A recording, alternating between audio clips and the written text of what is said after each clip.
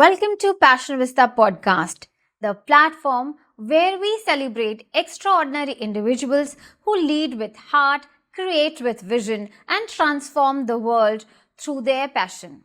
I'm your host, Neetu Singh Marwaha. Today's conversation is about growth, not overnight success, not flashy titles, but the kind of leadership that's built quietly, intentionally, and with clarity. Our guest today is someone whose journey reflects exactly that. From growing up in a small town in India to leading high impact technology initiatives across global industries, she has built her career by staying curious, embracing change, and investing deeply in herself at every stage. She is an engineer, a leader, and a strong voice for intentional career growth, someone who believes that technical excellence is important, but mindset, systems, thinking, and resilience are what truly shape long term success. Please welcome with us Hina Gandhi. Hi, Hina, a very warm welcome to you at Passion Vista Podcast. Thank you, Dr. Neetu. I am very happy to be here and excited to share my journey with your audience. Wonderful. So, to begin with, Hina, I would like you to take us back to the beginning, growing up in a small town in India. What early experiences shaped the way you look at learning and growth today? Yeah, so currently I live in the United States, but I belong to a very small town of Himachal Pradesh, India. And that's a very beautiful town. It has small mountains and little lakes and beautiful landscapes everywhere. I spent my first 18 years of life there, and it shaped the way I think today. My mother, she is a chemistry professor, and she was a strict mother, to be honest. And she made sure that me and my brother are very studious and be on top of our studies. So I still remember that even when I was in 4th or 5th grade, I used to be awake by 5 or 6 a.m. in the morning just to revise the chapters that teachers taught us the previous day. So that made me very studious, and I was always, most of the times, the topper of the class and topped the 10th and 12th grade too. And definitely, in the 10th grade, I was a bit confused whether I should be taking medical field or engineering field, because with medical, the rewards are lesser. If you think practically, in engineering, you have to study just for 4 years, and you are able to grab the first job after 4 years. But in medical, you have to spend 10 to 12 years just to study, and then you get to the job part. So that made me pursue my engineering, and also all the relatives around me were taking engineering. So I thought, yeah, let's go with the engineering. To be honest, that was some kind of motivation to pursue that. And I went to study computer science engineering from GP University of Information Technology. So I would definitely say that, that studious, high achieving child in me continue to motivate me to grow, push boundaries, and stay driven. Wow, that's really actually shows how discipline builds careers. So you're a true example for it. I am really very surprised and very happy for you. Hina, your journey spans geographies, industries, as your career expanded globally. So what inner shifts were required to step into larger responsibilities? Yeah, so like I mentioned, I finished my undergrad from GP University. It was in Himachal Pradesh. Then I got the opportunity to start the job in a service-based company. And there I technically applied the knowledge that I learned in my undergrad. and that gave me some more push to pursue higher education, because I that time I realized how good our field is, like whatever we have learned we can apply to solve the real world problems. Then the choices were either I should be pursuing my master's from India, or I should be going for the higher studies from outside of India.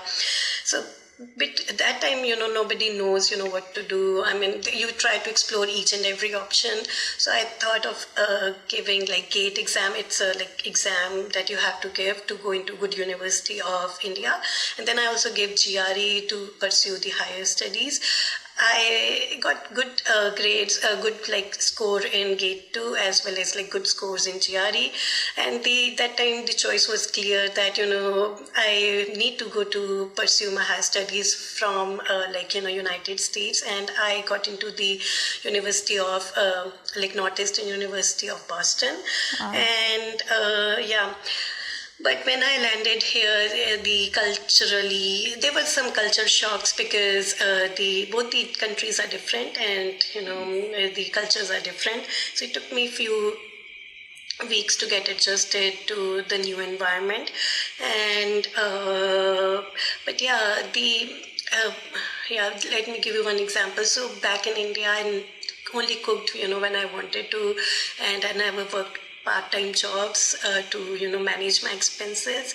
But here in the United States, I had to cook for myself every day, because the food outside was very expensive, and being a student you cannot order food daily. Then you have to you have to do on-campus job to manage your expenses, especially like grocery, rent, and all that. And you also you have come to pursue the study, so you have to study there. You have to study as well, very hard. Yeah. So so that helped me to better manage my time, because I still remember I used to be studying, managing all this stuff for almost 18 hours a day. So yeah, but that made me a stronger person, and so that was good. And eventually I landed an internship in a CDC startup. So that I'm very fortunate that I got the opportunity in a startup in my early career, because when you start working in a startup, it's a very fast-paced environment. You have to build the products quickly, ship it to market, so that you stay ahead of your competition. And there I learned a lot about new technologies, how to learn on my own, and and become a better engineer. So and then this was 8-month internship, and that got converted to full-time by once I was finishing it. And I started as a full-time engineer in the same company. But when I joined as a full-time, I was better in understanding the things, because I learned a lot during my internship. And that time I started taking the ownership of the work. Like, instead of just doing my own stuff, I was more proactively asking for more work, taking the ownership of full product, like whatever I'm working on, from understanding the requirements to building it for the software quality of the product, and finally shipping it to the market. And within 4 years, I became a senior engineer. And that same thing I have, pursued in my subsequent roles. I continue to build on this foundation, that I need to be proactively looking into the things, and I take on broader responsibilities and deliver the impact at increasing scale. Wow, that's really a complete, amazing journey which you've actually covered. I'm really feeling very proud. I can completely understand that, the vows you go through, when you are entering not even a new city but a country, everything is so different, and you've handled it so gracefully, so beautifully. That's really a remarkable journey, I must say, that you've, and moreover, disciplined. when you have so many things to do but still you are disciplined, I think that's the key to the success where you are today. So that's really very, very beautiful. So at what point did you realize that moving from being a doer to becoming an owner was essential for your growth as a leader? Yeah, gradually with time, right? Like, early in my career, I was mainly focusing on my the tasks that were given to me. Okay, yeah, I need to finish this in given time, and I need to deliver it, within certain deadline. But at some point, if you want to grow in your career, instead of just being a doer, you have to take the ownership of the things, whether it is about ownership of like whole product life cycle, from gathering the requirements, or like discussing the requirements, or designing the product, architecting it, building the product with good quality, and then shipping it to your customers. Also, I believe now with AI development, currently with all the AI tools that we use for software development, I think at one point everyone is taking the ownership of that software code that is written by AI, because you are using AI, but you have to be accountable for the code that AI is written. So you have to take the ownership of it, from as you being an instructor. So you're just instructing AI. Okay, I have given you a prompt. These are the requirements. Write code, clean and secure code, and then you once you are sure that okay the code is good, then you can ship it to the customers. So yeah, I think at one point, everyone in the future will take the ownership of the code they are writing, instead of just completing their own task. So that's what I think, currently, given the market and given the tech industry, the trend of the tech industry. Correct, correct. So you think that in systems rather than task, am I correct? Yeah, yep. That's a way you can think. Yeah. So how did you shift this change, the way you approached problems and decision making? So how did you make this change? Yeah, decision making, right? Yeah. Like you're asking, how do I? Yeah, so it depends, right? Like, especially as a technical leader, you need to be thinking in terms of, thinking in terms of the task that you can assign to yourself and to the team, and the decisions that you make, right? Like your decisions can impact your whole team, and the business requirements too. So yeah, So how? I would say Yeah. Please. no, go ahead. So how did you actually, you've navigated major shifts like you just now mentioned, that AI driven development and microservices, cloud adoption. So how do you stay ahead without feeling overwhelmed, because this is way too much? How do you address it? Yeah, so I think if you are in tech, yeah, you need to be on top of the emerging technologies, because if you keep on working on one technology, I think one day that might not be used in tech or anywhere. So it's better to stay up to date, keep making some small projects using new technologies.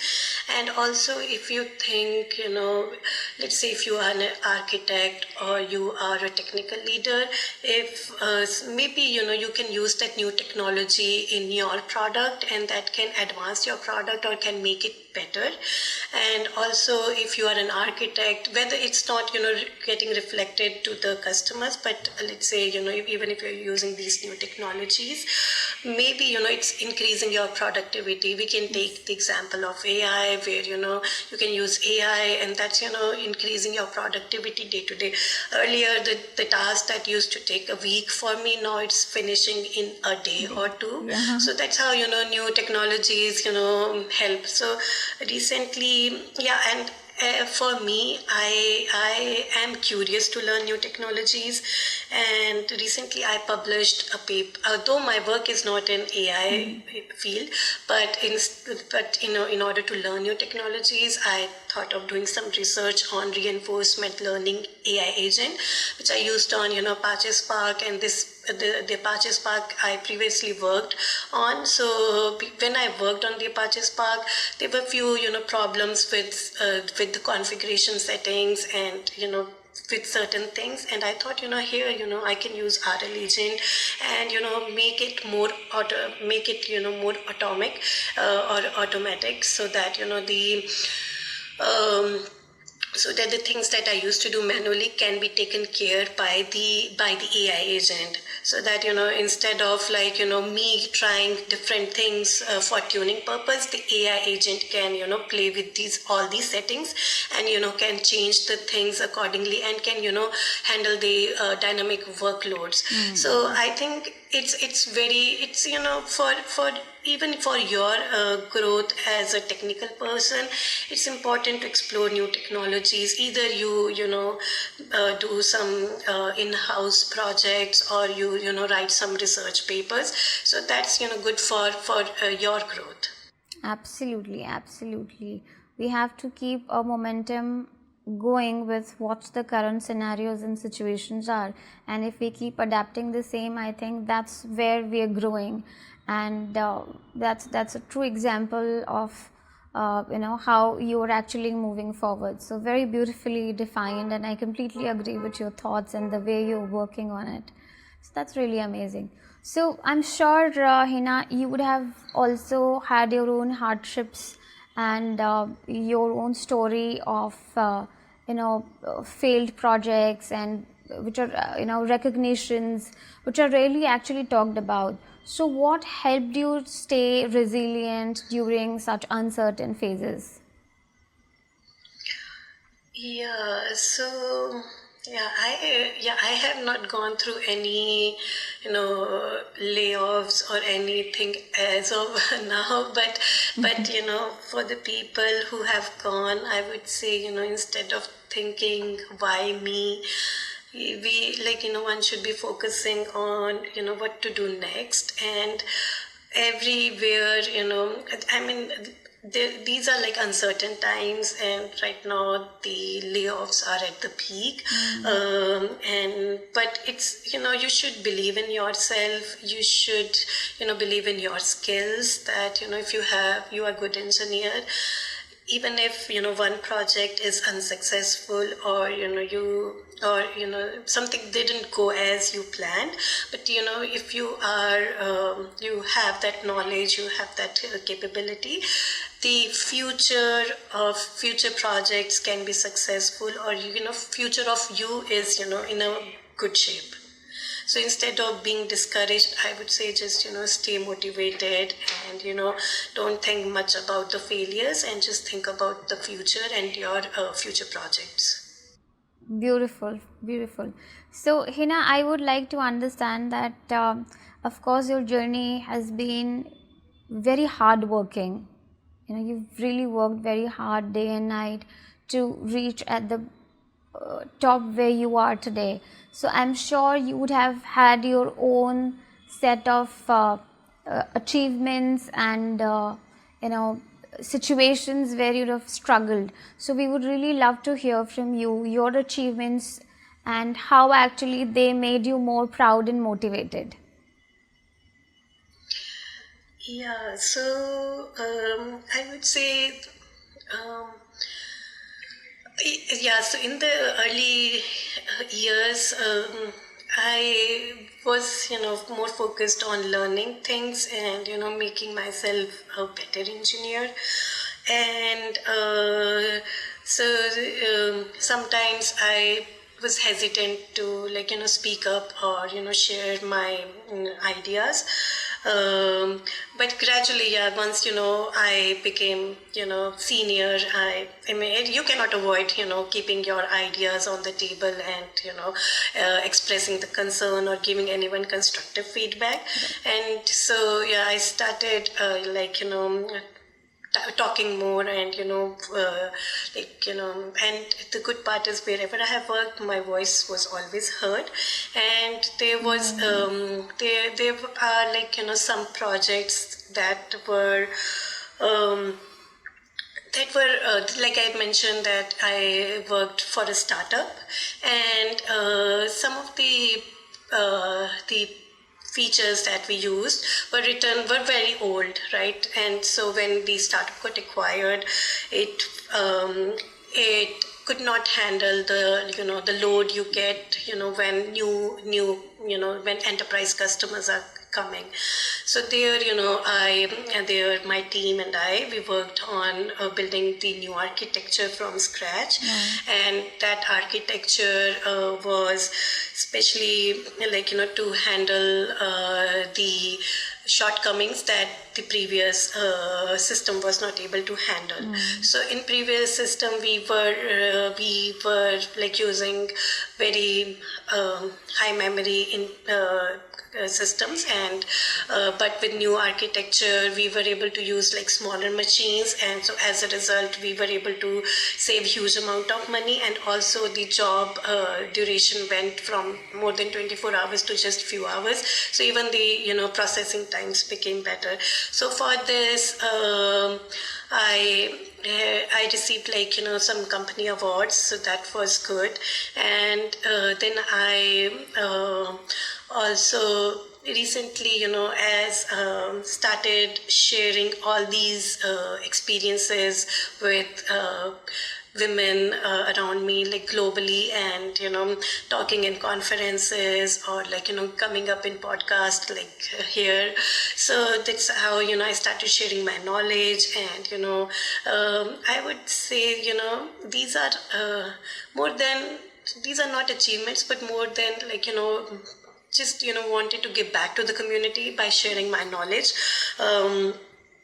across everywhere, like the learnings that I learned from some projects. Some were like very challenging projects, and that's why I keep on sharing my knowledge wherever it's possible. Absolutely, absolutely. And we've got to know that recently you have won a leading award. So please tell us more about it. So I was nominated as a software engineering leader of the award by Women in Tech. So Women in Tech is a global community for women, and they recognize women across the world. There were many applicants, I think from 126 countries. I don't remember the exact number, but I think Wow. it was more than 100, and many women applied, and I am very grateful that they recognized me as the winner, though it was a bronze winner, but winner is a winner. Winner is a winner. I completely agree. I was about to say the same thing. A winner is a winner. So I'm very honored to receive that, and very grateful to that community to recognize the women across the world, and recognize their potential, and recognize their work. Wonderful, wonderful. That's truly a testament of your hard work, and a showcase that women are always the best. I would say that. So true. Correct. So, if there's one message you hope people take away from your work, from your journey, what would that be? Yeah, so I would say, while growing up, especially when I went to undergrad and after graduating from there, I wish I had a mentor that could guide me, that could have guided me, which job to take, what are good jobs. So I went to service-based company, but I do mentoring too, and I always tell my students that you should always target like product-based company. It's not that the service-based are bad, but you will get more exposure in a product-based company, and you work on real tech, like you see everything that you get to work on, front end, back end, DevOps, everything, all the exposure you get. So I wish somebody could have told me that when I was that young. And secondly, I think I would say is believe in yourself. So when I started my journey in a startup, I was low confident, because I came from India. Sometimes the feedback in India, they give you take it to the heart because you think you're not doing good. But in United States, it's more like the feedback you are given is more for your benefit. Like they want you to become better and to improve your mistakes and grow as an engineer. So I would suggest the feedback you get from your mentors, work on that, and never take it to the heart.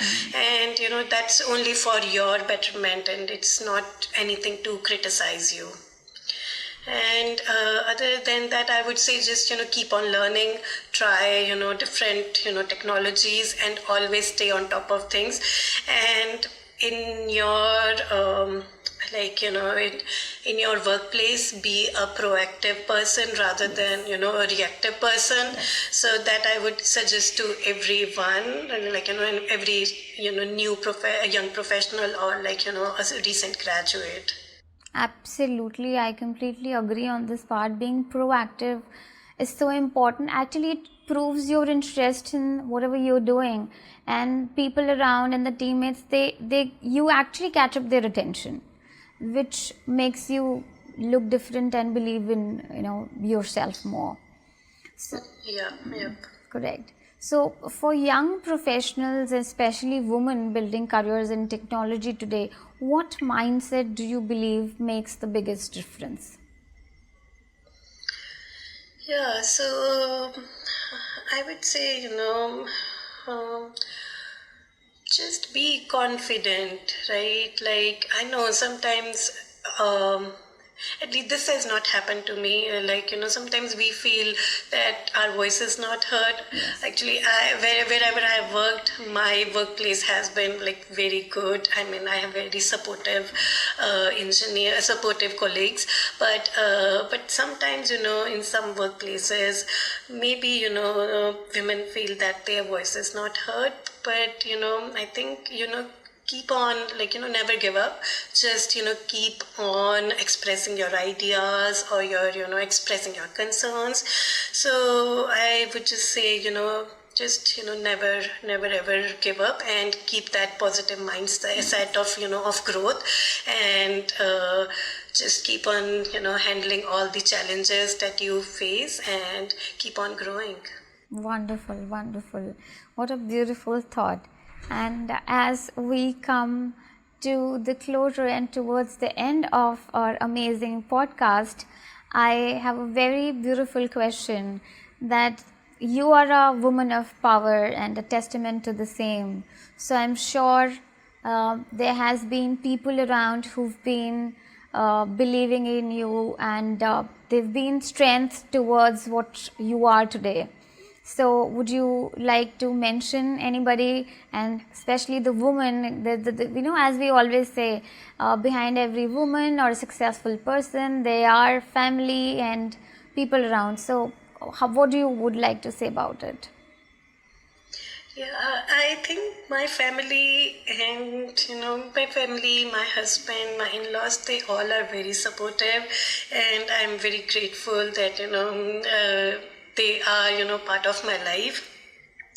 So since when I wanted to go for higher studies, my parents were very supportive, and they were like, okay, you pursue your studies, you don't have to worry about loan or anything else, you just focus on your studies. So they always, like, whatever decisions I made in my life, they always supported. Wonderful. So yeah.